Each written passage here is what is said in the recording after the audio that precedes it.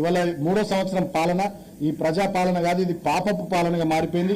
కార్పొరేషన్లు కానీ, మున్సిపాలిటీలు కానీ, గ్రామ పంచాయతీలు కానీ అధ్వానంగా తయారైపోయిన. చెత్త ఎత్తేటోళ్ళు లేడు, ఊడ్చేటోళ్ళు లేడు, బుగ్గలు వెలుగుతలేవు, మంచినీళ్ళ సప్లై లేదు, కరెంట్ సప్లై లేదు, డ్రైనేజ్ వ్యవస్థ సక్రమంగా లేదు.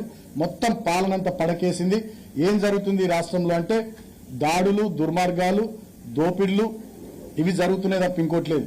రాష్ట్రంలో ఇప్పటికే 3వ సంవత్సరం పాలన మొదలైనటువంటి కాంగ్రెస్ ప్రభుత్వ హయాంలో 3 లక్షల కోట్ల పైచీలకు అప్పు చేసిరు.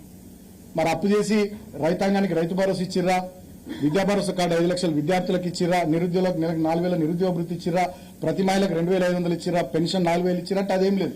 ఏమైతున్నాయి పైసలు అంటే ఢిల్లీకి పోతున్నాయి, కాంగ్రెస్ హైకమాండ్కి అప్పచెప్తున్నారు. ఏ రాష్ట్రంలో ఎన్నికలు ఉన్నా అక్కడ ఖర్చు చేస్తున్నారు, వీళ్ళు మంచిగా దోసుక తింటున్నారు. మొన్న చూసినాం ఇవాళ రాష్ట్రంలో రెవెన్యూ మంత్రి ఉన్నటువంటి పొంగులేటి భూ కబ్జాలు అవి ఏ రకంగా చేస్తున్నాడు.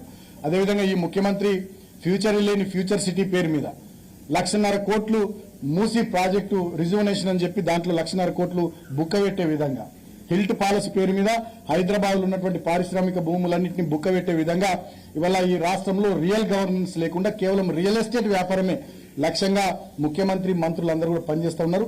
విచ్చలవిడి అవినీతి, విచ్చలవిడి దోపిడీ నియోజకవర్గాల నుంచి మొదలుకుంటే రాష్ట్ర రాజధాని వరకు అదే పరిస్థితి ఉంది.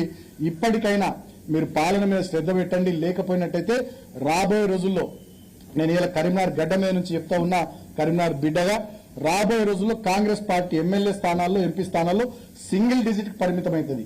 అంత కోపం ఉన్నది వాళ్ళ జనాలకు. చాలా మీకు డిపాజిట్లు రావు, మీ సీట్లు కూడా చాలా సింగిల్ డిజిట్ పరిమితం అయిపోతాయి. భవిష్యత్తులో కాంగ్రెస్ పార్టీ అంటే ఇంకొక 20 ఏళ్ళు ఈ రాష్ట్రంలో ఎవడు ఓటేసే పరిస్థితి రాదు. ఇప్పటికైనా దుర్మార్గాలు, అరచకాలు బంద్ చేసి ప్రజలిచ్చిన ప్రజా తీర్పును గౌరవించే విధంగా ప్రభుత్వ పెద్దలు ఆలోచన చేయాలి. ప్రజలకు ఇచ్చినటువంటి హామీలను నిలబెట్టుకునే విధంగా పనిచేయాలి తప్ప ఇతరత్ర ఇక అధికారం ఉంది కదా, పోలీసులు ఉన్నారు కదా అని చెప్పి ఎట్లా పడితే అట్లా ప్రవర్తిస్తే ప్రజలు ఖచ్చితంగా కర్రు కాల్చి సందర్భం వచ్చినప్పుడు వాత పెడతారని చెప్పి కూడా నేను కాంగ్రెస్ ప్రభుత్వ పెద్దల్ని హెచ్చరిస్తూ